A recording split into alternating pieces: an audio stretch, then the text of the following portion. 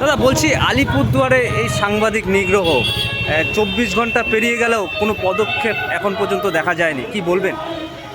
দেখুন, এটা আমাদের কাছে যেমন লজ্জার, আমার মনে হচ্ছে যে জেলা প্রশাসনের কাছে, পুলিশ প্রশাসনের কাছে, জেলা প্রশাসনের কাছে, রাজ্য প্রশাসনের কাছেও কিন্তু এটা একটা লজ্জার। আজকে কর্মরত সাংবাদিকরা, যাদের কাজ সংবাদ সংগ্রহ করা, তাদেরকে আজকে কালো ব্যাচ পরে আমাদের আলিপুরদুয়ার শহরের রাজপথে মৌন মিছিল করতে হলো, এমন একটা পরিস্থিতি সৃষ্টি হলো। আমাদের সাংবাদিক বন্ধু তিনি আক্রান্ত হলেন সংবাদ সংগ্রহ করতে গিয়ে। এটা তো আমাদের নৈতিক কাজের মধ্যে পড়ে। এ দায়িত্ব প্রশাসনের, যে প্রশাসন একজন কর্মরত পুলিশ আধিকারিক তাকে হেনস্থা করলো মানসিকভাবে, শারীরিকভাবে, তার পরিবারকে হেনস্থা করলো মানসিক এবং শারীরিকভাবে, তারপরেও প্রশাসন নিশ্চুপ। আজকে পর্যন্ত জেলা প্রশাসনের, পুলিশ প্রশাসনের তরফ থেকে একটা বার্তা আমাদের কাছে দেওয়া হয়নি যে এই পুলিশ আধিকারিকের বিরুদ্ধে আমরা ব্যবস্থা নিয়েছি।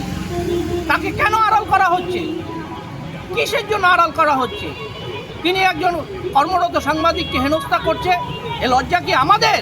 এ লজ্জা গোটা পশ্চিমবঙ্গের প্রশাসনের, যে আমাদের কর্মরত সাংবাদিকদের হেনস্থা করে আজকে আমরা কালো ব্যাচ পরে রাজপথে নামতে হচ্ছে।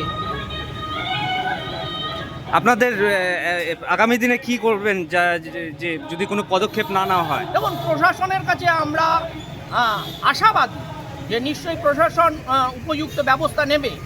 যদি আগামীতে যদি সেরকম ব্যবস্থা না নেয়, আমরা ধাপে ধাপে আলোচনার মধ্য দিয়ে একের পর এক আন্দোলনে সামিল হব। আমরা রাজ্যের মুখ্যমন্ত্রীকে, এখান থেকে আলিপুরদুয়ার জেলা প্রেস ক্লাবের তরফ থেকে আমরা মুখ্যমন্ত্রীকে ফ্যাক্স বার্তা পাঠাবো।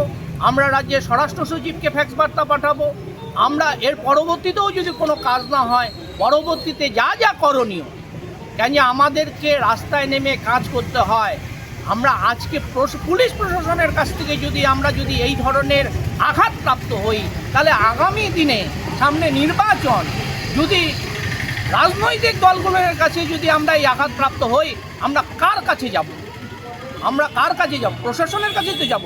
সেই প্রশাসন নিজে আক্রান্ত করে আজ নিশ্চুপ হয়ে বসে রয়েছে, কোনো পদক্ষেপ করছে না। এটা লজ্জা। শুধু কি আমাদের লজ্জা? গোটা পশ্চিমবঙ্গের লজ্জা। আপনার নাম? আমার নাম তপন দেব, আমি জেলারই সাংবাদিক।